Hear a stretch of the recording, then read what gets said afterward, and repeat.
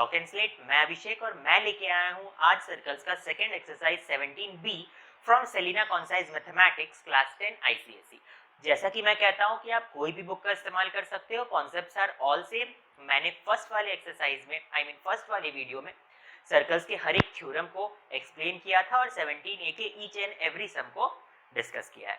तो जिसने भी उस वीडियो को नहीं देखा जाकर सबसे पहले उस वीडियो को देखे, क्योंकि उसमें बहुत सारे ऐसे इंपॉर्टेंट कॉन्सेप्ट्स और थ्योरम्स है जो कि आपको हमेशा सर्कल्स को सॉल्व करने में हेल्प करेंगे। इस एक्सरसाइज को सॉल्व करने से पहले हम एक इंपॉर्टेंट थ्योरम को पढ़ेंगे। आई थिंक ये थ्योरम हम लोग पहले भी पढ़ चुके हैं, तो ये एक तरह का क्विक रिवीजन होगा। क्लास 9 में हमने इस थ्योरम को ऐसे भी पढ़ा था। इस थ्योरम को सीखने के बाद हम लोग डाइव इन करेंगे डायरेक्ट 17B में और उसके सम्स को देखेंगे। और हाँ दोस्तों, अगर आपने चैनल को सब्सक्राइब नहीं किया है तो जल्दी से जाकर रेड बटन को क्लिक करें, चैनल को सब्सक्राइब करें, क्योंकि जब हम ऐसे मेहनत वाले कंटेंट लाते हैं तो हमें आपका सपोर्ट चाहिए ताकि हम इस तरह के कंटेंट और ज़्यादा से ज़्यादा ला सके। वीडियो को एक थम्स अप देना और दोस्तों के साथ शेयर करना मत भूलना, ठीक है। चलो, तो इस एक्सरसाइज को स्टार्ट करने से पहले हम करते हैं एक थ्योरम। वो थ्योरम क्या है, समझ लो ये मेरा एक सर्कल है, ठीक है।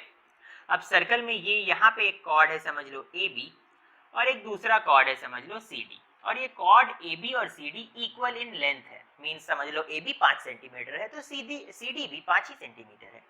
अब एंगल जो सेंटर के साथ ये कॉर्ड बना रहा है वो हो गया एंगल AOB, और दूसरा कॉर्ड जो सेंटर के साथ एंगल बना रहा है वो हो गया COD।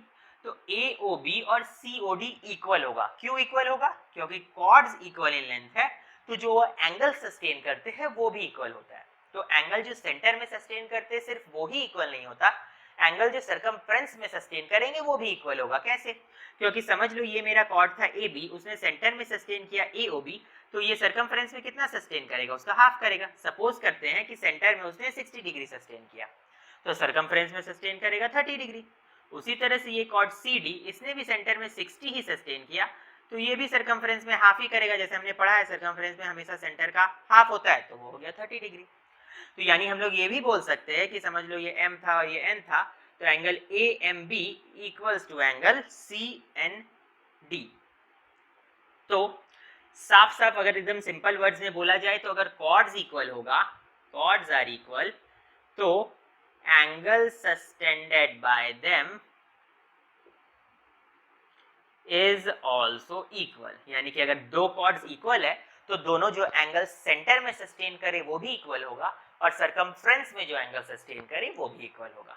अच्छा, same thing lies for the arc. अगर दो आर्क इक्वल है तो भी वो सेंटर में जो एंगल सस्टेन करे वो भी इक्वल होगा, और वही दो आर्क सरकमफ्रेंस में जो एंगल सस्टेन करे वो भी इक्वल होगा। सपोज ये है मेरा दो सर्कल, तो ये मेरा पहला आर्क, इसका नाम दे दो AB, ये मेरा दूसरा आर्क, सपोज मैं थोड़ा डीप कर दे रहा हूँ, CD। तो ये लोग भी सेंटर में जो एंगल सस्टेन करे दोनों ही आर्क वो दोनों इक्वल होगा, ठीक है। और यही दोनों आर्क जो सरकमफ्रेंस में एंगल सस्टेन करे वो भी इक्वल होगा। और हम लोग इसका वाइस वर्सा भी बोल सकते हैं कि जैसे अभी तक हम पढ़ते आ रहे थे कि अगर दो आर्क आपस में इक्वल है या फिर दो कॉर्ड आपस में इक्वल है तो जो दोनों आर्क या दोनों कॉर्ड एंगल सस्टेन कर रहे हैं सेंटर या सरकमफ्रेंस में वो इक्वल होगा। इसको उल्टा भी बोल सकते हैं कि अगर दो आर्क सेंटर में इक्वल एंगल सस्टेन करते हैं तो दोनों आर्क भी आपस में इक्वल है। चलो मैं इसको थोड़ा लिख के बता देता हूँ, ज्यादा क्लियरिटी आ जाएगी। तो हम इसे ऐसा बोलेंगे कि सपोज पहला तो हमने ये बोल दिया कि AB और CD दो इक्वल कॉर्ड्स है। क्योंकि AB और CD इक्वल कॉर्ड्स है तो वो जो एंगल सस्टेन करेंगे वो भी इक्वल होगा, ठीक है। यानी कि एक तरह से बोल सकते हैं कि ये जो AOB होगा और COD होगा वो भी इक्वल होगा। और वही सेम कॉर्ड सरकमफ्रेंस में भी जो सस्टेन करते हैं, सपोज ये वाला यहाँ पे जो सस्टेन करता है और ये दूसरा कॉर्ड भी सरकमफ्रेंस में कुछ सस्टेन करता है, तो दोनों भी इक्वल होगा, ठीक है। साथ ही साथ हम लोग सेम चीज बोल सकते हैं आर्क के लिए कि arcs are equal then angle subtended by them is also equal, ठीक है। हम लोग इसका वाइस वर्सा भी बोल सकते हैं कि if angle subtended by chord and arc is equal, suppose ये कॉर्ड है और ये भी एक कॉर्ड है, दोनों ने सेम एंगल सस्टेन किया सेंटर में, तो बोल सकते हैं कि दोनों कॉर्ड भी इक्वल था। इससे पहले हम लोग बोल रहे थे कॉर्ड इक्वल तो इक्वल एंगल सस्टेन करेगा, अब हम उल्टा बोल रहे हैं कि अगर कॉर्ड्स इक्वल एंगल सस्टेन करता है तो वो इक्वल है, एक ही बात है। वही हम लोग आर्क के लिए भी बोलेंगे, पहले हम बोलते थे अगर दो आर्क इक्वल है तो इक्वल एंगल सस्टेन करेंगे, अब हम उल्टा बोलेंगे कि अगर आर्क्स इक्वल एंगल सस्टेन कर रहे हैं तो आर्क्स भी इक्वल है, ठीक है। इसमें एक चीज और आता है, हल्का सा वेरिएशन, और वो वेरिएशन ये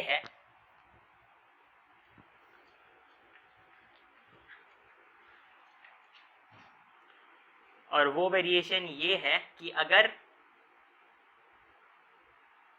सपोज मेरा ये कॉर्ड और ये कॉर्ड है, अब ये कॉर्ड 5 सेंटीमीटर है, ये कॉर्ड 10 सेंटीमीटर है, मतलब दोनों कॉर्ड के बीच का रेशियो 1:2 है, तो जो एंगल वो लोग सस्टेन करेंगे उन एंगल्स के बीच का रेशियो भी 1:2 होगा। सपोज ये मेरा सेंटर है, तो ये जो मेरा 5 सेंटीमीटर वाला कॉर्ड है वो सेंटर में सस्टेन करता है सपोज 60 डिग्री, तो ये जो 10 सेंटीमीटर यानी डबल वाला कॉर्ड है वो सस्टेन करेगा 120 डिग्री, और इन दोनों के बीच का रेशियो भी 1:2 आ जाएगा। तो ऐसा बोल सकते हैं कि जिस रेशियो में कॉर्ड्स है उसी रेशियो में वो एंगल भी सस्टेन करेंगे। सेम लाइज फॉर आर्क, जिस रेशियो में मेरे आर्क है, सपोज मेरा ये पहला आर्क है ए बी, ये थोड़ा छोटा है, और दूसरा आर्क है सपोज ये वाला सी डी, ये थोड़ा बड़ा है, तो ये आर्क जितना सस्टेन करता है ये छोटा वाला आर्क उससे आधा करेगा। सपोज ए बी जो आर्क है वो हाफ है सी डी का, तो इस वजह से ए बी सपोज 60 सस्टेन करता है तो सी डी डबल करेगा, सी डी कितना करेगा 120 करेगा, ठीक है, ताकि रेशियो 1:2 ही आए। तो यही है। अब हम लोग स्टार्ट करते हैं अपना क्वेश्चन नंबर 1, और जैसे जैसे हम क्वेश्चंस को करते जाएंगे हमारा क्लैरिटी इस टॉपिक पे बढ़ता चला जाएगा, ठीक है। तो चलो, इसमें बोल रहा है एक साइक्लिक ट्रेपीजियम है और हम लोग को प्रूफ करना है कि non parallel sides are equal and diagonals are also equal. Cyclic trapezium क्या होता है पता ही है, साइक्लिक क्वाड्रिलेटरल का मतलब सर्कल के अंदर एक क्वाड्रिलेटरल जिसके चारों पॉइंट्स चारों वर्टिसेस सर्कल पर हो। तो सिमिलरली यहाँ पे एक साइक्लिक क्वाड्रिलेटरल ना बोल के साइक्लिक ट्रेपीजियम दे दिया है, और ट्रेपीजियम में हम लोग जानते हैं क्या होता है, one pair of sides is parallel, जिसको मैंने एरो मार्क से ऑलरेडी दिखा दिया है। तो यहाँ बोल सकते हैं A B is parallel to C D, यहाँ पे ए बी सी डी का पैरेलल है, बट आपको प्रूफ करना है, जो प्रूफ की करना रहता है उसे यहाँ लिख लिया करो। तो टू प्रूफ, एक प्रूफ करना है कि A D equals to B C, और दूसरा प्रूफ करना है कि A C equals B D, ये दो चीज हमें प्रूफ करना है। तो ये दो चीज कैसे प्रूफ करेंगे, देखो कितना सिंपल सा है। सबसे पहले मैं बोलूंगा angle A B D equals angle B D C, कैसे, alternate angles. I think alternate angles सब जानते हैं कि जब दो लाइन पैरेलल होता है, एक ट्रांसवर्सल उन्हें कट करता है, तो ये जो जेड फॉर्मेशन जैसे में ये जो एंगल्स बनते हैं इनको ऑल्टरनेट एंगल्स बोलते हैं। तो यहाँ पे देखो एंगल ए बी डी यानी ये एंगल और एंगल बी डी सी यानी ये एंगल दोनों इक्वल है, कैसे, ऑल्टरनेट एंगल्स। अब ये दोनों एंगल इक्वल तो है, बट मैं ऐसा भी तो बोल सकता हूँ कॉड A D subtends angle A B D. देख लो यहाँ पे ये कॉर्ड है मेरा, क्या मैं इसे ब्लू से मार्क कर देता हूँ, ये है मेरा कॉर्ड ए डी, इसने सस्टेन किया यहाँ सरकमफ्रेंस पे ये वाला angle A B D. Similarly मेरा जो दूसरा कॉर्ड है कॉर्ड बी सी, उसने सस्टेन किया एंगल बी डी सी। देखो ये जो मेरा बी सी कॉर्ड है उसने सस्टेन किया एंगल बी डी सी, ठीक है।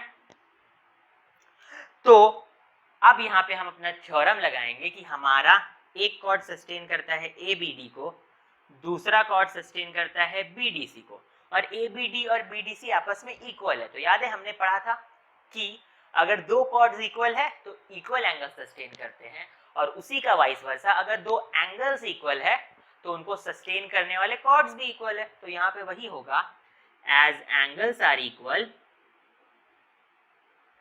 therefore chords also equal, ठीक है।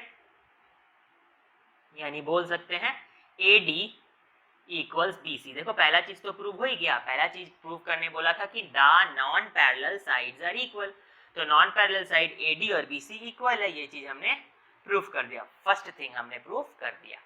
सेकंड ये प्रूफ करना है कि डायगोनल्स भी इक्वल है। अब डायगोनल्स को कैसे इक्वल करें, देखो ये मैं इतना दूर इरेज कर देता हूँ, फर्स्ट पार्ट हमने प्रूफ कर दिया। अब हम करेंगे हमारा सेकेंड पार्ट।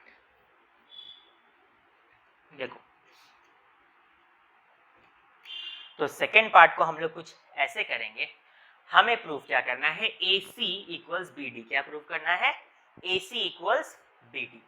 उसके लिए हम लोग क्या करेंगे, ये ट्रायंगल चुनते हैं, in triangle ADC and triangle BCD। देखो ADC ट्रायंगल कौन सा, देखो तो ये वाला ट्रायंगल है ADC और ये वाला ट्रायंगल है BDC। ये है मेरा ADC, ये है मेरा BDC। तो ADC और BDC लेते हैं। अब यहाँ पे ध्यान दो, ये वाला फिगर क्या था, ट्रेपेजियम था, और हमने AD equals to BC already proof कर दिया है। तो trapezium in which non-parallel sides are equal, I think ये बहुत जन जानते भी होंगे, is called कौन सा ट्रेपेजियम, आइसोसेलेस ट्रेपेजियम, है ना।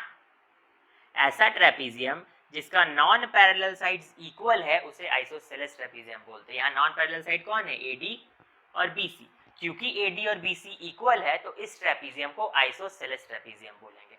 और आइसोसेलेस ट्रेपेजियम की एक और प्रॉपर्टी है और एक खूबी है कि इसमें बेस एंगल्स इक्वल होता है। सो बेस एंगल्स इक्वल, यानी यहाँ नाम लिख के बताता हूँ, ADC इक्वल्स टू BCD। क्यों, क्योंकि आइसोसेलेस ट्रेपेजियम में ऐसा होता ही है, किसी आइसोसेलेस ट्रेपेजियम में जहाँ नॉन पैरेलल साइड्स इक्वल है ये दोनों बेस एंगल्स इक्वल हो जाते हैं। वही मैंने यहाँ बस लिख दिया, ठीक है। तो अब हमको करना क्या था, हमारा गोल था कि AC और BD को यानी डायगोनल्स को इक्वल प्रूफ कर दो। तो कौन सा ट्रायंगल चुना, ADC और दूसरा BDC। चलो दोनों को हम लोग क्या करते हैं, कॉन्ग्रुएंट प्रूफ करते हैं। यहाँ बोल देंगे AD इक्वल्स टू BC। क्यों, क्योंकि ऑलरेडी हमने ये प्रूफ कर ही दिया है, ठीक है। सेकेंड बोलेंगे CD equals to CD, common है ना। देखो ये वाला ट्रायंगल ADC में जो AD था वो दूसरा ट्रायंगल BDC का BC से इक्वल है, प्रूफ कर चुके हैं पहले, देखो यहाँ दिख रहा है। दूसरा बात बोल रहे हैं कि इस ट्रायंगल के पास भी एक साइड है CD और इस ट्रायंगल के पास भी वही सेम साइड है CD, तो CD दोनों में सेम है तो कॉमन हो गया। अब बोलेंगे angle ADC equals angle BCD। क्यों, बेस एंगल्स इक्वल है ना, क्यों, इन साइक्लिक ट्रेपेजियम। तो ADC congruent to BCD by SAS, side angle side.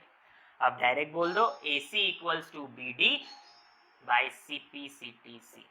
देखते हैं हमारा क्वेश्चन नंबर 2। इसमें हमारा एक सर्कल दिया है जिसका डायमीटर है AD और बोल दिया है कि आर्क AB, सॉरी बोल दिया है कॉर्ड AB, BC और CD आपस में इक्वल है और एंगल DEF एक 110 डिग्री है।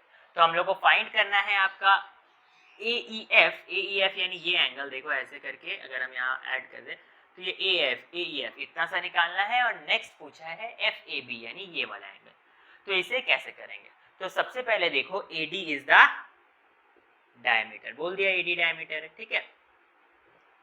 तो एंगल AED कितना हो जाएगा, एंगल AED 90 डिग्री हो जाएगा। क्यों, एंगल इन सेमी सर्कल, ठीक है। एंगल AED कितना हो गया, AED 90 डिग्री हो गया। अच्छा, ये फुल एंगल FED था 110 डिग्री और एंगल ये पूरा एंगल 110 डिग्री था, इतना दूर है आपका 90 डिग्री, तो बचा हुआ FEA निकालो। तो एंगल FEA हो जाएगा 110 माइनस 90 डिग्री यानी 20 डिग्री। तो एंगल FEA हो गया, या FEA बोलो या AEF बोलो, 20 डिग्री। ये बहुत ही सिंपल था, ये तो हम लोग फर्स्ट एक्सरसाइज में करते ही आए हैं ऐसा सब। सेकंड पूछता है कि FAB निकालो, यानी FAB यानी ये पूरा निकालो, ठीक है। अब ध्यान से देखना, ये जो एंगल FAB है वो दो एंगल से मिलके बना है, angle FAD and angle BAD। तो angle FAD and angle BAD, ठीक है। जिसमें से FAD तो हम लोग ऐसे ही निकाल लेंगे। क्यों निकाल लेंगे, देखो मैं FAD को पहले ब्लू से मार्क करता हूँ, इतना दूर है FAD, ठीक है, ये वाला हिस्सा है FAD, ये वाला। तो ये जो FAD है ये एक साइक्लिक क्वाड्रिलेटरल में ही तो आ रहा है, देखो साइक्लिक क्वाड्रिलेटरल FEDA, ये जो साइक्लिक क्वाड्रिलेटरल है FEDA, ये एक साइक्लिक क्वाड्रिलेटरल, और साइक्लिक क्वाड्रिलेटरल में अपोजिट एंगल क्या होता है, सप्लीमेंट्री। तो 110 प्लस एंगल FAD हो गया 180 डिग्री। तो एंगल FAD कितना हो गया 180 माइनस 110 यानी कि 70 डिग्री। तो ये वाला हो गया 70 डिग्री। ठीक है, इतना दूर क्लियर हो गया। चलो, बट FAB तो FAD प्लस BAD दोनों से मिलके बना, यानी अब मेरे को BAD भी चाहिए। अब BAD कैसे निकालेंगे? तो यहाँ पे लगेगा अब ये वाला थ्योरम जो हम इस चैप्टर में पढ़ रहे हैं। सबसे पहले देखो, इसे ऐसे ज्वाइन कर दो, इसे ऐसे ज्वाइन कर दो। अब एक चीज देखो, ये कॉर्ड्स इक्वल है, तो ये जो कॉर्ड सेंटर के साथ एंगल बनाएंगे, यानी ये एंगल और ये एंगल, ये तीनों एंगल भी तो इक्वल होगा। AB सेंटर में जो सस्टेन करेगा AOB, BC सेंटर में जो सस्टेन करेगा BOC, और CD सेंटर में जो सस्टेन करेगा COD, तीनों इक्वल होगा। तो हम लोग यहाँ पे लिख सकते हैं साइड में कि angle AOB equals to angle BOC equals to angle COD, है ना। ये जो तीनों सेंटर में एंगल सस्टेन कर रहे हैं वो इक्वल होगा। अच्छा, ये AD अगर डायमीटर है यानी एक स्ट्रेट लाइन है, तो फुल एंगल तो 180 डिग्री है, और वही 180 डिग्री इसके लिए, इसके लिए और इसके लिए तीन इक्वल हाफ्स में बट गया। तो यानी कि ईच एंगल अगर खाली AOB में निकालूं, अगर खाली एंगल AOB निकालूं, तो वो कितना हो जाएगा 180/3 यानी कि 60 डिग्री हो जाएगा, है ना। ये एंगल कितना हो जाएगा 60 डिग्री। इसको यहाँ लिख देता हूँ, ये हो गया 60 डिग्री, है ना। अब मेरा एंगल AOB तो हो गया 60 डिग्री। अब इधर वाला एंगल और इधर वाला एंगल, दोनों एंगल इक्वल से, बोलो क्यों? क्योंकि OA और OB radius of the circle है, radius of the circle equal ही होता है। तो एक इस तरह से मेरा ये दोनों बेस एंगल्स भी इक्वल हो जाएगा, तो दोनों को x और x मान लिया। अब ट्रायंगल AOB में मैं करूंगा, AOB में हम लोग करेंगे x plus 60 equals to 180 degree.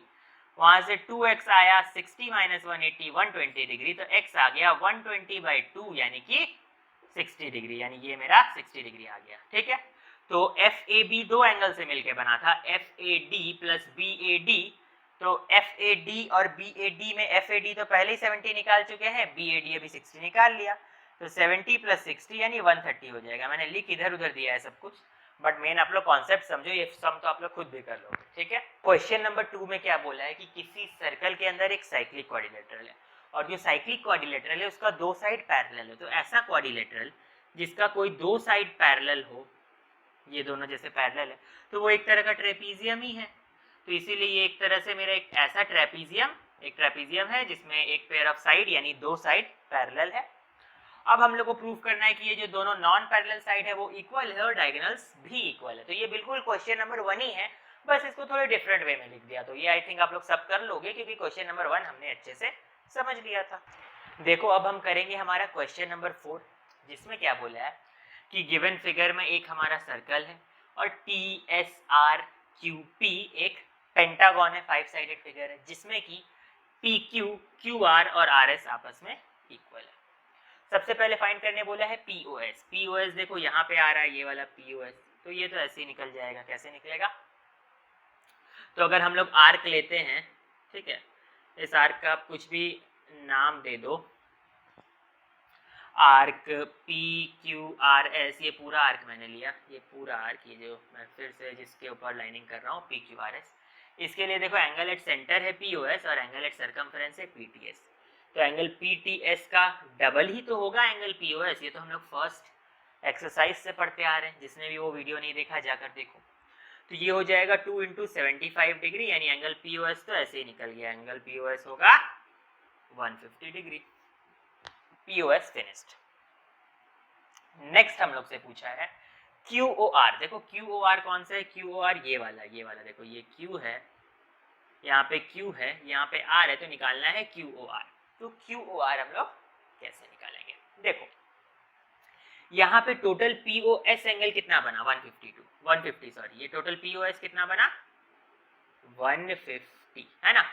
Total POS क्या बना है? 150। पर ध्यान से देखोगे तो ये POS बना किससे है? ये जो POS बना है, ये POS असल में तीन एंगल के कॉम्बिनेशन से बना है, angle POQ plus angle QOR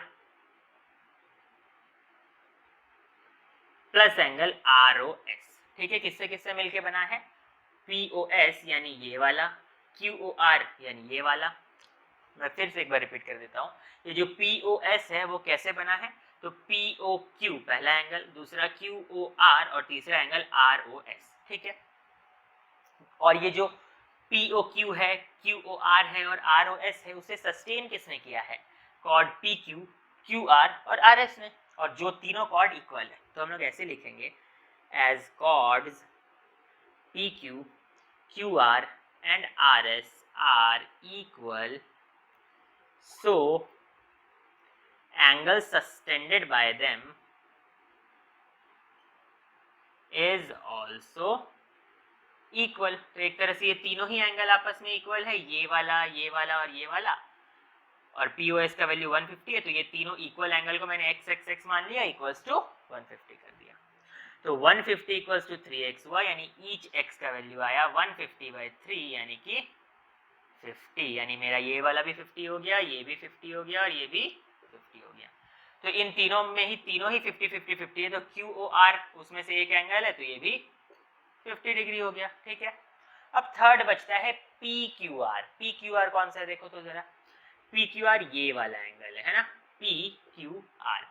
इसे अब कैसे निकालेंगे? तो यहाँ पे आप लोग नोटिस करो, मेरा ये एंगल है 50 डिग्री, ठीक है। कोई भी ट्रायंगल को पकड़ता हूँ मैं, ये वाला दो को हम बना चुके हैं, दोनों 1 और 2 पार्ट को, तो इसे मैं इरेज कर देता हूँ, इसका अब कोई काम नहीं है। चलिए आगे देखते हैं। यहाँ पे बोलेंगे एंगल, ट्रायंगल जो POQ है, ये वाला जो ट्रायंगल है POQ, इस ट्रायंगल में एंगल POQ तो 50 डिग्री दिया हुआ है, और OP इक्वल्स टू OQ भी बोल सकते हैं, क्यों? Radius of circle. OP भी रेडियस ऑफ सर्कल है, OQ भी रेडियस ऑफ सर्कल है, तो इक्वल होना ही है। तो बोल सकते हैं कि ये जो ट्रायंगल है वो कौन सा ट्रायंगल है? Triangle POQ is isosceles triangle, ठीक है। तो यानी कि आइसोसेलेस ट्रायंगल में क्या होता है? बेस एंगल्स इक्वल होता है, ये वाला एंगल और ये वाला एंगल दोनों बेस एंगल इक्वल होगा। तो हम लोग लिख सकते हैं x plus 50 equals to 180 degree. दोनों बेस एंगल का मैंने कुछ भी वैल्यू x मान लिया और प्लस करके 50, तीन एंगल मिला के ट्रायंगल में 180 होता है, वही बैठाया। तो 2x is equals to 180 minus 50, यानी कितना हो जाएगा? 130। तो x का वैल्यू हो गया 130/2 यानी 65 डिग्री। तो इधर मेरा आया 65 डिग्री, ये भी आ गया 65 डिग्री। पर मेरे को फाइंड क्या करना है? देखो PQR फाइंड करना है, PQR ये फाइंड करना है, PQR। अब फिर से देखो PQR किससे किससे मिलके बना है? PQR मिलके बना है OQP, angle OQP plus angle OQR। तो ये जो मैंने इसे भी 65 और इसे भी 65 निकाला है, उसमें से OQP तो निकल गया 65। अब बचता है ये वाला एंगल, अब इसको भी सिमिलरली ही निकालो। यहाँ पे भी OQ रेडियस है, OR रेडियस है, दोनों रेडियस इक्वल, तो ये जो बीच वाला ट्रायंगल OQR है वो भी आइसोसेलेस। क्योंकि वो आइसोसेलेस है तो ये तीनों को मिला के 180 होता है, तो उसी प्रोसेस से ये भी 65 आ जाएगा, यानी 65 प्लस 65 आ जाएगा PQR। तो कितना हो गया? 130 डिग्री। दैट्स इट, बन गया, बहुत सिंपल था। तो अब करेंगे हमारा क्वेश्चन नंबर 5। इसमें बोला है AB जो है वो side of a regular 6 sided polygon है। AB क्या है? हेक्सागोन का साइड है, और AC क्या है? ऑक्टागोन यानी 8 साइडेड पॉलीगॉन का साइड है। आपको AOB निकालना है, ACB निकालना है एंड ABC निकालना है। देखो सबसे पहले तो इस फिगर में ये जो AB है वो किसी हेक्सागोन का साइड है, ठीक है। तो 1 2 3 4 5 6, ऐसे मैं फिर से कर देता हूँ। समझ लो ये ऐसे है ना, AB हमारा इधर, तो 1 2 3 4 5 6। तो ये एक रेगुलर हेक्सागोन का साइड है, और कंसीडर करो रेगुलर हेक्सागोन है तो सारा ही साइड इक्वल है, ठीक है। ये भले ही फिगर में इक्वल नहीं लग रहा है बट इक्वल है। रेगुलर कोई भी पॉलीगॉन होता है, चाहे वो हेक्सागोन हो या ऑक्टागोन हो या कोई भी गॉन हो, सबका ऑल साइड्स इक्वल होता है और इंटीरियर एंगल्स भी इक्वल होता है, ये ध्यान रखो। जैसे मान लो ये रेगुलर हेक्सागोन है, तो इसका सारा इंटीरियर एंगल जो मैं अभी ड्रॉ कर रहा हूँ, ये लोग सारे इक्वल होंगे और सारा साइड्स भी इक्वल होगा। ये वाला साइड, ये वाला साइड, ये वाला साइड, ये वाला साइड, ये वाला साइड और ये वाला साइड, सारे साइड्स भी इक्वल होंगे, ठीक है। तो यही होता है रेगुलर फिगर का प्रॉपर्टी, रेगुलर पॉलीगॉन का, ठीक है। अब एक चीज और मैं यहाँ क्लियर करना चाहता हूँ, जैसे कि इसमें AB जो है वो हेक्सागोन का साइड है, पर AC ऑक्टागन का साइड है। अब समझ लो यही सर्कल में ये पूरा हेक्सागन भी बना देता, फिर AC के सामने से ऑक्टागन भी बना देता, तो कुछ अजीब ही फिगर हो जाता, कंफ्यूजिंग सा। इसलिए इन लोगों ने सिर्फ एक एक साइड बना दिया और यहाँ बोल दिया कि AB मेरा साइड ऑफ रेगुलर हेक्सागन है और AC मेरा साइड ऑफ रेगुलर ऑक्टागन है। ठीक है, अब एक चीज और सुनो, सपोज मेरा AB जो था वो हेक्सागन का साइड था, 1 2 3 4 5 6, तो ये जो AB मेरा हेक्सागन का साइड था, इस वजह से AB जो सेंटर में एंगल बनाएगा ऐसे ऐसे करके, इसका हेक्सागन का हर एक साइड ही सेंटर में एंगल बनाएगा। सपोज मैं इसका और भी नाम दे देता हूँ, कुछ भी MNOP, तो ABMNOP ये मेरा हेक्सागन है। अब क्योंकि ये रेगुलर हेक्सागन है तो इसके सारे साइड्स आपस में इक्वल है, AB BM MN NO OP और AP, क्योंकि इसके सारे साइड्स इक्वल है तो ये सारे साइड्स एक तरह से कॉर्ड भी तो है। इस सर्कल के लिए AB BM MN NO OP और AP सब क्या है, ये सब एक तरह से कॉर्ड्स है, और क्योंकि सारे कॉर्ड्स इक्वल है तो जो सेंटर में एंगल सस्टेन करेंगे सभी इक्वल होगा। तो हमेशा आप लोग बस ऐसा शॉर्टकट जैसा याद कर लो कि यहाँ पे टोटल जो बीच का एंगल है सर्कुलर वो तो 360 है ना, जो बीच का ये जो कंप्लीट एंगल है वो तो 360 है। तो अगर आपसे कोई खाली पूछ ले कि AOB एंगल कितना है, या आपसे कोई पूछ ले BOM एंगल कितना है, या कोई पूछ ले P, यहाँ पे मैंने O दिया था ना, यहाँ कुछ और नाम दे दो, POR एंगल कितना है, ठीक है, ऐसे करके कोई भी एंगल्स आपसे पूछे तो ये सारे एंगल तो आपस में इक्वल ही है ना, तो टोटल 360 डिग्री जो एंगल था वही तो 6 जन में इक्वली बढ़ गया, ये साइड में ये साइड में ये साइड ये साइड ये साइड सब में इक्वली बढ़ गया, यानी 60 डिग्री है ईच एंगल। तो बस इतना ध्यान रखना, रेगुलर 6 साइडेड फिगर है तो वो सेंटर में कितना एंगल सस्टेन करेगा, तो 360/6। रेगुलर अगर 8 साइडेड फिगर है तो कितना सस्टेन करेगा, 360/8। रेगुलर 5 साइडेड फिगर है तो 360/5। रेगुलर 10 साइडेड फिगर है तो 360/10, ऐसे करेगा। क्यों करेगा, उसका रीजन हमने जान लिया कि हर एक साइड एक तरह का कॉर्ड है और सारा कॉर्ड इक्वल है तो इक्वल इक्वल एंगल सस्टेन करेगा, और इक्वल इक्वल एंगल सस्टेन करेगा तो 360 इक्वल पार्ट्स में बटेगा, बस इसी वजह से। तो बस अब हमारा आधा बात हम समझ चुके हैं, अब हम इस बात को डायरेक्टली करेंगे, आप लोग को इतना लिखने का जरूरत नहीं है, आप लोग डायरेक्टली ऐसे बोलोगे। सबसे पहले AOB पूछा है ना, यानी इसको पूछा है, यानी सीधा सीधी AB जो क्या है ऐसे लिखो, AB is side of regular hexagon, ठीक है। सो एंगल AOB क्या होगा, इस साइड से सेंटर में सस्टेन किया हुआ एंगल ही तो AOB है, वो कितना होगा 360/6, बस डायरेक्ट लिख दो। क्यों हुआ वो रीजन हम लोग जानते हैं, हमने अभी पढ़ा। चलो नंबर सेकंड बोल रहा है ACB निकालो। अब ये ACB कैसे निकाले, तो कंफ्यूज नहीं होना, ऐसा तो हम लोग बहुत बनाते आए हैं सम। अगर हम कॉर्ड AB को पकड़े, या आर्क बोल दो, कॉर्ड AB को पकड़े, या फिर ऐसा भी बोल सकते हो कि आर्क AB को पकड़े, हम लोग अभी तक आर्क पकड़ के करते आ रहे थे तो अभी आर्क ही बोलते हैं। ये वाले आर्क को पकड़े तो इस आर्क के लिए सेंटर का एंगल ये है और सरकमफरेंस वाला एंगल ACB है, तो एंगल ACB वो क्या होगा, half of the angle at the centre, यानी कि 60/2 होगा, है ना, यानी 30 डिग्री होगा, क्योंकि हम लोग जानते हैं ना किसी गिवन आर्क के लिए एंगल एट सेंटर डबल होता है एंगल एट सरकमफरेंस के। ये बात आर्क के लिए भी ट्रू होता है और कॉर्ड के लिए भी ट्रू होता है, तो आप यहाँ पे इस आर्क के लिए ट्रू बोल दो AB, या फिर ये जो कॉर्ड बन रहे AB, एक ही बात है, कोई दिक्कत नहीं। चलो ACB भी निकल गया, अब थर्ड पूछ रहा है निकालो ABC। तो अब ABC कैसे निकालेंगे, तो इसे अब हम लोग कुछ ऐसा करेंगे, इसे इरेज कर देता हूं। इसके लिए हम लोग बोलेंगे AC को पकड़ेंगे। AC क्या है, AC है साइड ऑफ रेगुलर ऑक्टागन, ठीक है। तो इस वजह से एंगल AOC कितना होगा, 360/8 होगा। ये जो मेरा AOC है, ये AOC जो है वो कितना होगा, 360/8 होगा, तो 44 डिग्री हुआ, है ना, सॉरी 45 डिग्री हुआ, ठीक है। तो ये मेरा सेंटर वाला एंगल 45 डिग्री हो गया, क्योंकि AC साइड ऑफ ऑक्टागन था। अब इसी AC के लिए तो ये देखो, अब इसी AC के लिए आप देख सकते हो, इसी फिगर में मेरा AC ऐसा था, तो AC के लिए एंगल एट सेंटर ये है, तो AC के लिए एंगल एट सरकमफरेंस कौन सा है, ये वाला, सेंटर है ये वाला सरकमफ्रेंस है ये वाला, तो सेंटर मैंने लिया ये वाला, सरकमफ्रेंस लिया मैंने ये वाला, तो एंगल ए बी सी कितना हो जाएगा 45/2 यानी 22.5 डिग्री। That's it. देखो हम करेंगे क्वेश्चन नंबर 6 जो काफी इजी है। इसमें बोला है कि ये हमारा एक सर्कल है जिसमें ए बी ई डी सी एक रेगुलर पेंटागन है। रेगुलर पेंटागन का मतलब क्या है, मैंने कहा था रेगुलर कोई भी पॉलीगन रहे उसका ऑल साइड्स इक्वल, इसी वजह से A B A E D C D और बी सी इक्वल है। क्योंकि सारे साइड्स इक्वल है और वो सारे कॉर्ड्स भी हैं, तो सारे कॉर्ड्स इक्वल है तो सेंटर में इक्वल एंगल ही सस्टेन करेंगे।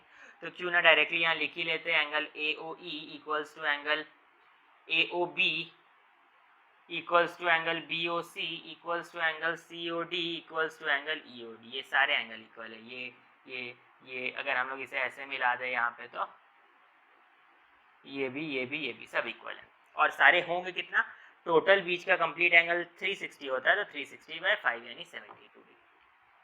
अब मेरे को किसके बीच का रेशियो निकालना है, ई डी ए। देखो ई डी ए यानी ये वाला एंगल और साथ ही साथ ए डी सी यानी कि ये वाला एंगल है ना। तो कैसे करेंगे देखो, तो सबसे पहले हम लोग देखेंगे एंगल ए ओ ई। देखो ए ओ ई तो यहीं पे कहीं पे है, ए ओ ई ये वाला ए ओ ई वो तो 72 डिग्री है ही, अभी तुरंत हमने देखा एंगल एट सेंटर।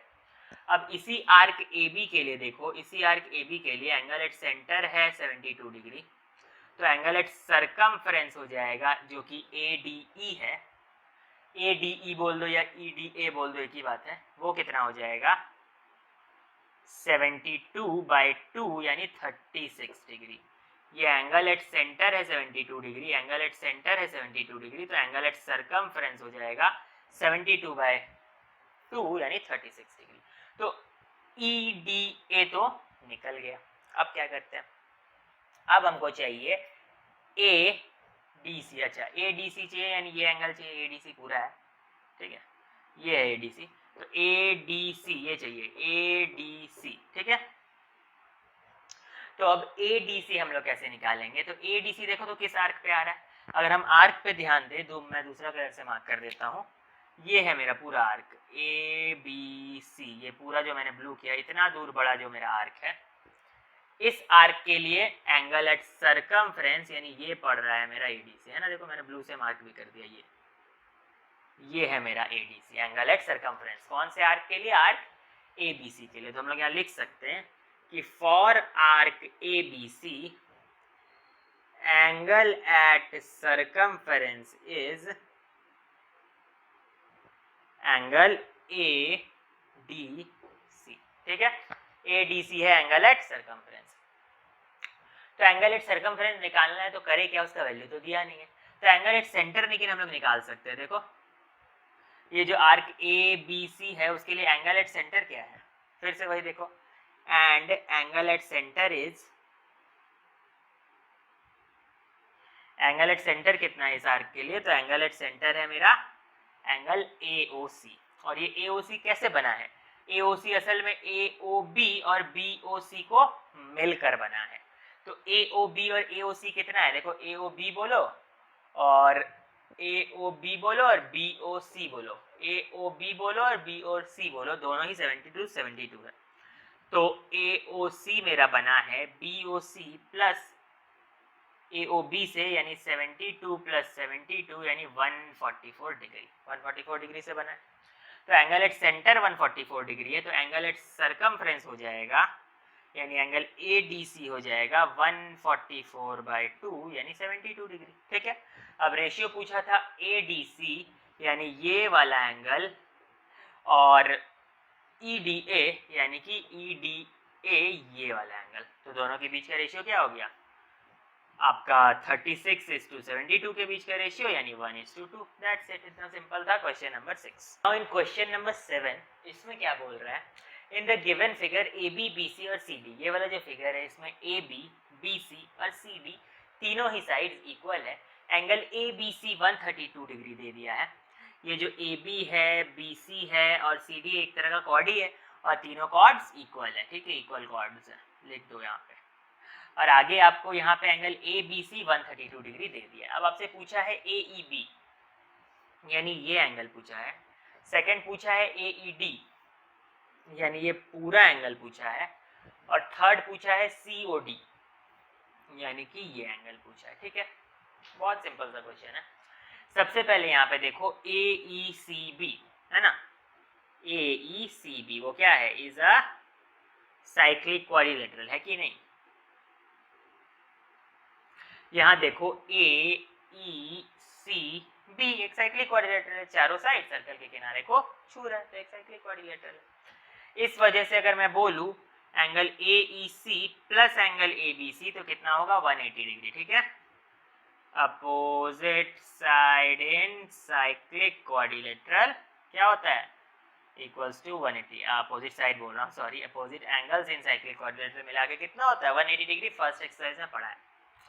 तो ये 132 डिग्री है, तो मेरा ये इतना दूर, ये वाला जो है, ये देखो ऐसे मैं डार्क कर दे रहा हूँ, एंगल ए ई सी वो कितना आ गया, ए ई सी आ गया मेरा 180 माइनस 132 यानी 48 डिग्री। ठीक है, तो मेरा ए ई सी आ गया 48 डिग्री। बट पूछा तो ए ई बी था, यानी इतना सा पूछा था, मैंने पूरा निकाला। तो अब मेरा वही काम आएगा, मेरा थ्योरम, क्योंकि ए बी बी सी दोनों इक्वल है, तो मैं बोल सकता हूं कि एंगल ए ई बी भी इक्वल होगा एंगल बी ई सी के। ठीक है, ये दोनों अगर इक्वल है तो ये जो टोटल एंगल है वो भी दो इक्वल पार्ट्स में ही बटा होगा, यानी ये वाला एंगल और ये वाला एंगल भी इक्वल होगा। ए ई बी और बी ई सी भी इक्वल होगा, आप बोर्ड से देख सकते हो, ए ई बी और बी ई सी भी इक्वल होगा।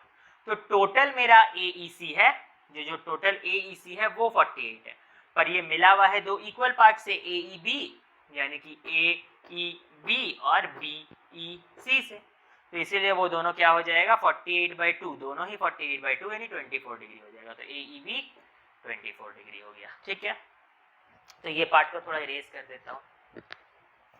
तो ए ई बी 24 क्यों हुआ, आई थिंक आप समझ गए। तो अब हम लोग से पूछ रहा है ए ई डी। अब ए ई डी कौन सा वाला है, देखो ये है ए ई डी। तो ये जो ए ई डी है असल में वो बना किससे है, A E B plus B E C plus C E D से बना है, यानी ए ई बी बी ई सी और सी ई डी तीनों से मिलके बना है। ठीक है, यानी कितना हुआ 24 प्लस 24 प्लस 24। ठीक है, तो ये कितना हो गया 72 डिग्री। तो ए ई डी खत्म।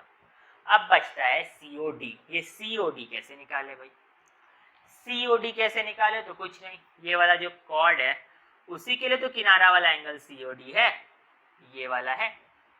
तो इसीलिए मैं कह सकता हूं कि ये वाला का जो वैल्यू है उसका डबल होगा ये सेंटर वाला एंगल। ये है एंगल एट इस कॉर्ड के लिए, ये एंगल एट सरकमफ्रेंस है और ये एंगल एट सेंटर है, तो यानी ये क्या हो जाएगा 24 का डबल 48 डिग्री हो जाएगा। अच्छा, ये मैंने ये पूरे एंगल को इन तीन एंगल के सम में लिखा था और ईच को 24 24 24 क्यों लिखा था, क्योंकि ये equals A B equals to B C equals to C D है। जब तीनों कॉर्ड इक्वल है तो एंगल्स तो इक्वल होंगे। तो अब करते हैं हमारा क्वेश्चन नंबर 8। इसमें क्या बोला है कि एक सर्कल है जिसका सेंटर ओ है जो नजर आ रहा है। यहाँ बोल दिया कि ए बी एक आर्क है और बी सी भी एक आर्क है। हाँ, ए बी भी एक आर्क है, ये रहा ए बी, और बी सी भी एक आर्क है। बट यहाँ पे एक चीज है, ये जो ए बी आर्क है वो बी सी आर्क के डबल है। Arc A B is double of arc B C. और हमने पढ़ा था स्टार्टिंग में, मैंने इंट्रोडक्शन में समझाया था कि अगर आर्क के बीच में जो रेशियो रहेगा लेंथ का, या फिर कॉर्ड्स के बीच में जो रेशियो रहेगा लेंथ का, वही उनके जरिए सस्टेन किए गए एंगल के बीच का भी रेशियो होगा। अगर इसको सिंपल वर्ड्स में बोला जाए तो अगर ए बी आर्क ट्वाइस है बी सी आर्क के, तो ए बी आर्क अगर एंगल सस्टेन करता है ए ओ बी तो वो भी ट्वाइस होगा बी ओ सी के। ठीक है, क्योंकि ए बी आर्क सस्टेन कर रहा है एंगल ए ओ बी और बी सी आर्क सस्टेन कर रहा है B O C, but A B arc double है बी सी आर्क के, तो एंगल भी डबल होगा। ठीक है, इतना। चलो अब पूछ रहा है सी ए बी निकालो। अच्छा, क्वेश्चन में ए ओ बी आर्क का जो एंगल सस्टेन कर रहा है सेंटर में उसका वैल्यू भी दे दिया है 108 डिग्री। ठीक है, चलो अब बोलता है कि सी ए बी निकालो। सी ए बी निकालने को बोला है आपको। ठीक है, तो सबसे पहले आप बी ओ सी निकाल लो, इसी से देख लो। बी ओ सी कितना होगा AOB का आधा होगा, यानी कि 108 का हाफ हो जाएगा, 54 डिग्री होगा मेरा एंगल BOC।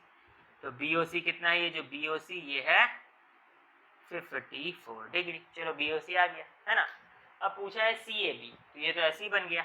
ये आर्क पकड़ो, ये आर्क ब्लू से मार्क करता हूं। ये वाला जो मेरा आर्क है उसके लिए एंगल एट सेंटर है ये वाला, और एंगल एट सरकमफ्रेंस है ये वाला, यानी CAB हाफ है COB के। तो बस एंगल CAB को निकाल दो जो कि हाफ है 54 के, यानी 27 डिग्री। ठीक है, चलो नेक्स्ट बोल रहा है ADB। अब आपसे बोल रहा है कि ये ADB यानी ये एंगल निकालो। ये कैसे निकाले भाई? तो अगर देखा जाए तो ये वाला जो मेरा फिगर है ये ऐसे मैं बना दे रहा हूँ, नाम दे दे ब्लू कलर से मार्क कर दिया, नाम दे दिया ACBD।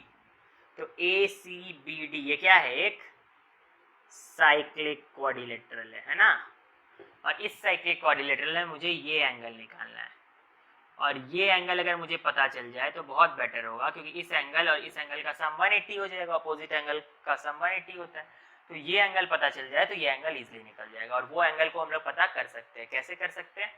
तो अगर हम लोग ये AB आर्क में देखें, ये AB आर्क में देखें तो एंगल एट सेंटर है AOB और एंगल एट सरकमफ्रेंस है ACB। ठीक है, तो हम लोग बोल सकते हैं कि एंगल ACB क्या है, हाफ है एंगल AOB का। ACB क्या है, हाफ है एंगल AOB का। तो AOB कितना है, AOB मेरा 108 पहले से ही बोल दिया है, तो ACB जो कि एंगल एट सरकमफ्रेंस है वो हो जाएगा 108 का हाफ, यानी 54 डिग्री। ठीक है, तो ये वाला एंगल भी मेरा आ गया 54 डिग्री। अब मेरा ये जो ACBD साइक्लिक क्वाड्रिलेटरल है उसमें मेरा angle ADB plus angle ACB 180 हो जाएगा। ठीक है, अब ACB तो 54 है, तो ADB को निकाल दो, 180 माइनस ACB यानी 180 माइनस 54, जो भी आएगा सब्ट्रैक्ट करके, दैट्स इट, वही हमारा आंसर होगा। क्वेश्चन नंबर 9 काफी इजी है। इसमें एक सर्कल दिया है जिसने बोल दिया है AB रेगुलर पेंटागन का साइड है और AC रेगुलर हेक्सागन का साइड है। ठीक है, अब आपसे पूछा है इस ट्रायंगल का तीनों साइड निकालो, तो कैसे करेंगे? तो सबसे पहले अगर हम लोग AB को देखेंगे तो AB क्या है, साइड ऑफ पेंटागन है। ठीक है, तो AB सेंटर में कितना एंगल सस्टेन करेगा, देखो तो ये वाला एंगल AB सस्टेन करेगा सेंटर में, यानी ये एंगल होगा कितना। ठीक है, उसी तरह से AC कितना एंगल से सेंटर में सस्टेन करेगा वो भी निकालेंगे। तो सबसे पहले किसी सर्कल में आपका अगर एक पेंटागन होता है तो वो सेंटर में कितना एंगल सस्टेन करता है, ऊपर से रेगुलर पेंटागन है तो सारा ही साइड्स इक्वल है, तो सारे ही इक्वल एंगल सस्टेन करेंगे सेंटर में। यानी सीधा सीधी मैंने सिखाया था कि कभी भी रेगुलर पेंटागन हेक्सागन ये सब भी हो तो according to the sides center का एंगल निकालने के लिए 360 बाय नंबर ऑफ साइड्स कर देना। तो यानी कि यहाँ पे बोल सकते हैं कि एंगल AOB कितना होगा, 360 बाय 5 होगा, क्योंकि रेगुलर पेंटागन है।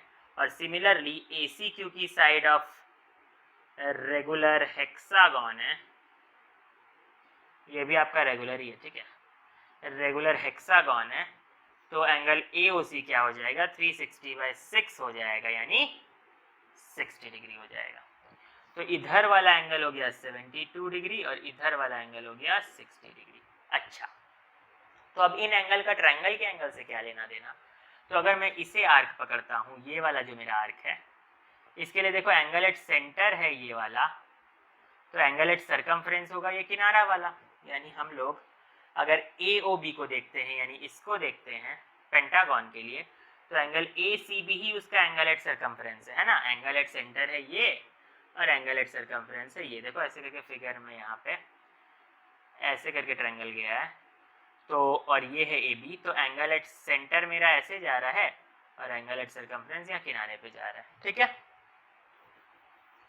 तो यानी ACB क्या हो जाएगा, हाफ ऑफ AOB, यानी 72 बाय 2 यानी 36 डिग्री। तो ये हो गया मेरा 36 डिग्री। ठीक है, और उसी तरह से अगर हम लोग ये AC कॉर्ड के लिए आर्क के लिए देखें, तो एंगल एट सेंटर है 60 डिग्री, तो एंगल एट सरकमफ्रेंस है ये वाला। देखो एंगल एट सेंटर है ये वाला, एंगल एट सर्कमफ्रेंस है ये वाला, वो हो जाएगा 30 डिग्री। तो एंगल ए बी सी हो जाएगा 60/2 यानी कि 30 डिग्री। चलो ठीक है। तो ये जो ए बी सी है उसमें एंगल ए बी सी तो आपको पता चल ही गया 30 डिग्री इधर वाला, दूसरा एंगल इधर वाला पता चल ही गया 36 डिग्री। तो तीसरा जो बचता है बी ए सी उसको भी निकाल दो, तीनों को प्लस करके 180 लिख के जैसे निकाला जाता है वो भी निकाल दो, तो तीनों ही एंगल निकल गया ट्रायंगल का। देखो क्वेश्चन नंबर 10 जो काफी इजी है और हमारे एक्सरसाइज का लास्ट सम भी है। इसमें बोल रहा है कि B D side of a regular hexagon है, यानी ये जो बीडी है वो side of a regular hexagon है और C D side of a regular pentagon है। एडी डायमीटर है, तो कैलकुलेट करो एडीसी यानी ये एंगल, कैलकुलेट करो बीडीए यानी कि ये एंगल, नेक्स्ट कैलकुलेट करो ए बी सी, यानी अगर मैं इसे ऐसे करके देखूं तो ए बी सी यानी ये एंगल को कैलकुलेट करने बोल रहा है, और ए ई सी यानी इस एंगल को कैलकुलेट करने बोल रहा है। तो कैसे करेंगे? तो सबसे पहले देखते हैं एंगल ए डी सी हम लोग कैसे फाइंड करेंगे। तो बहुत सिंपल है, क्योंकि ये डायमीटर ए डी तो सेंटर कहीं ना कहीं होगा, तो मान लो लेट सेंटर इज ओ, तो ये मेरा सेंटर है। अब मैं इसे ऐसे हल्का सा ज्वाइन कर देता हूँ। अब यहाँ पे देखो DC क्या है, देखो CD क्या है, CD is side of a regular pentagon, ठीक है।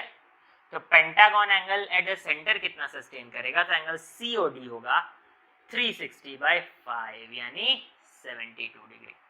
तो COD आ गया आपका 72 डिग्री, ठीक है। COD पता चल गया कितना है, 72 डिग्री।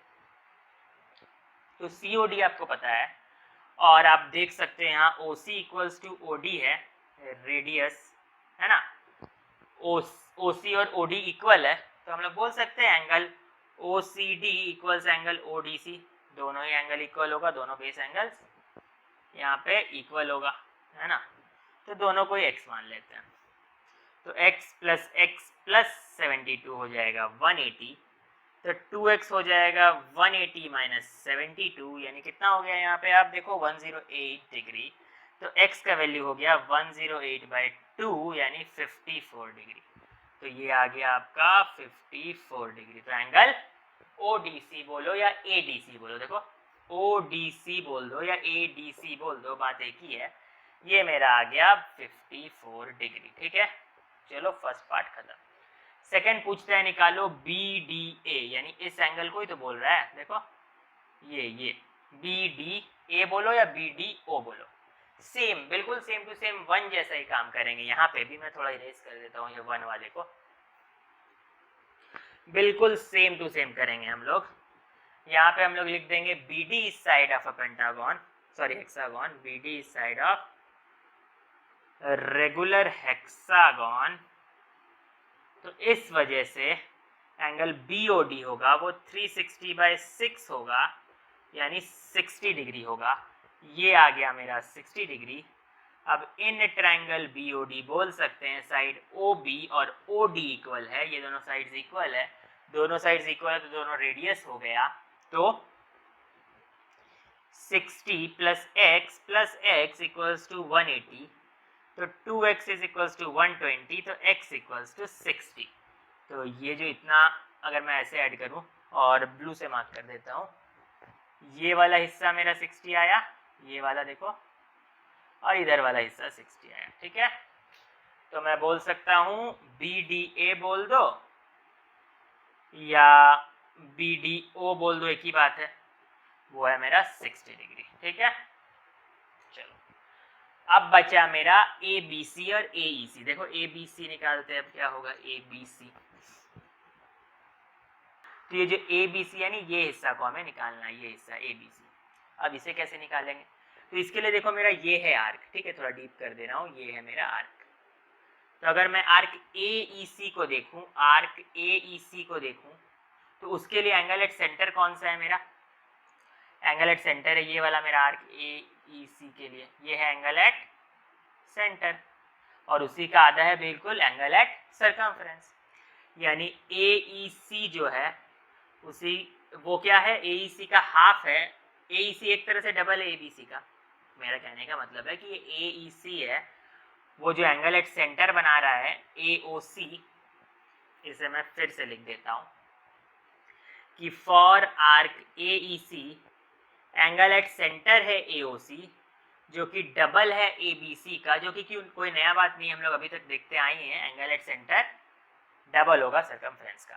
तो पहले एंगल एट सेंटर AOC तो निकाल लो। तो ये AOC कितना होगा, AOC होगा 180 माइनस 72, क्योंकि देखो ये एक स्ट्रेट लाइन है और स्ट्रेट लाइन हमेशा 180 डिग्री होता है।